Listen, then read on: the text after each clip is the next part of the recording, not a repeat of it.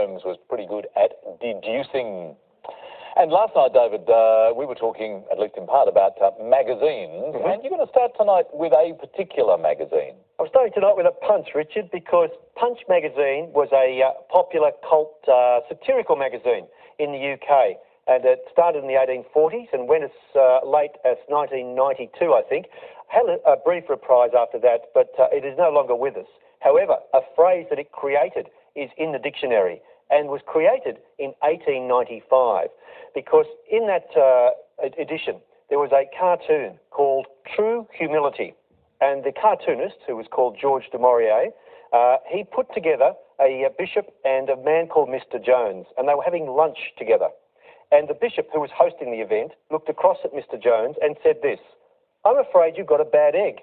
And Mr. Jones said, "Oh no, my lord, I assure you that parts of it are excellent." Now, that is quite clearly an act of diplomacy, because there's no such thing as an egg that is good and bad in parts. However, now, because Mr. Jones was the curate, a curate egg is something that has both good and bad elements, or something about which you have sort of mixed feelings. So Is that where that phrase came from? It's true, and as a sort of comical postscript to this story, in the last edition of Punch, there was a reprise of that same cartoon when the bishop apologised for the egg, and the curate actually said, "Yes, actually, it's bloody awful." Nice tale, David. The scores: Andrew is on 10, Jane is on 24, and we're heading for some more letters, and we'd like them from you, please, Andrew. Can I have a consonant, please? Sure. Let's start with R. And another? S. Can I have a consonant, please? F. And I'll go over to a vowel now. A. Another vowel. U. Another vowel. E. And can I have a consonant? D. And another consonant. Y. And one more consonant, please. And final letter T. Here's our clock.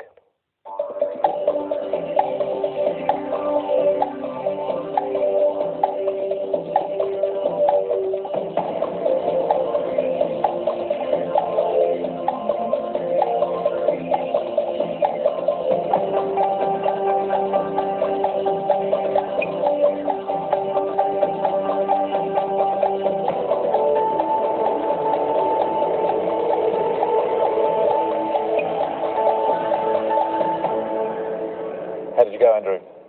7. Jane? 7 also. Let's have yours first, please. Strayed.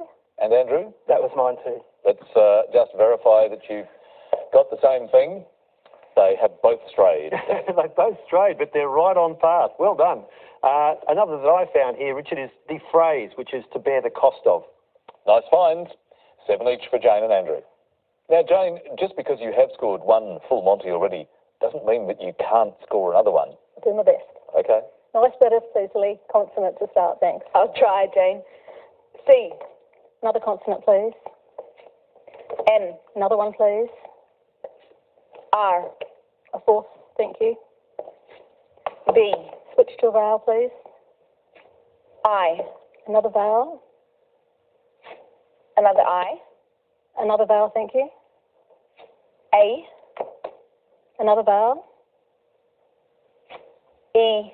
And a final consonant, thank you. And lastly, D. Time starts now.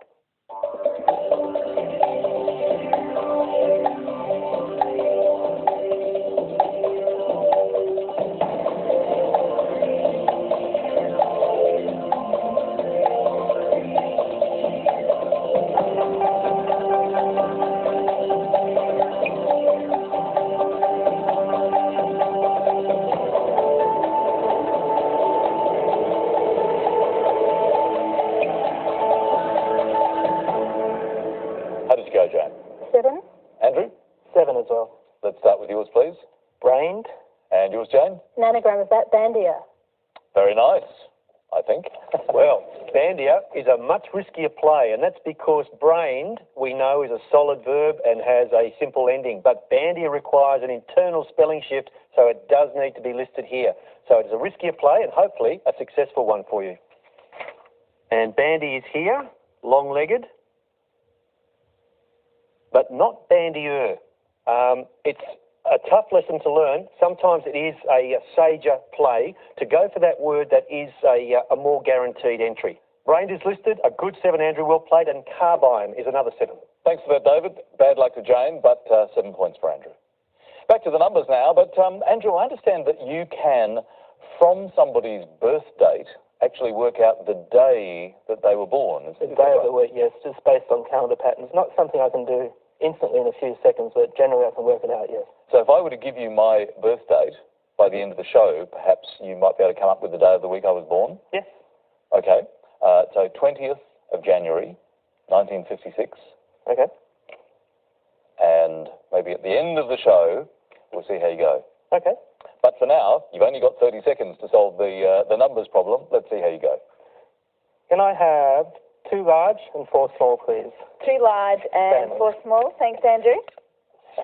And our numbers 10, 3, 8, 4, and the 2 large, 125. The target to reach is 623. Can we get there?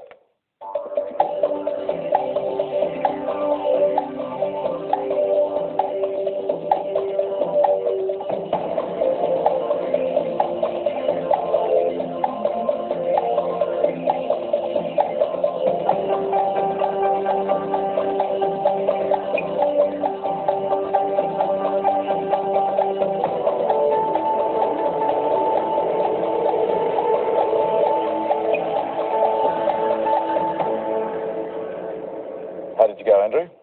I'm afraid I bombed out. Not within the scoring zone. No. Jane? 622. Just one away. Give us your method, please. 10 minus 4. 10 minus 4 is 6. Times 100 is 600. By 100 is 600. Plus 25 is 625. Add the 25. Minus 3. Minus 3. 622. 622. That is pretty nice going. Only one off the target. Can you crack it fully, Lily? Yep. Now, 100 divided by 4 is 25, and 25 squared is 625, and then your 2 away, so 10 minus 8 is 2, take that away is 623.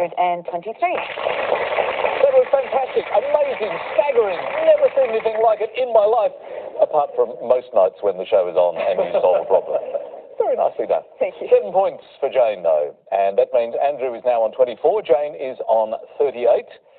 Another break for us, and another word mix for you. It's hook band, and the clue, kept at arm's length for guidance. See you shortly.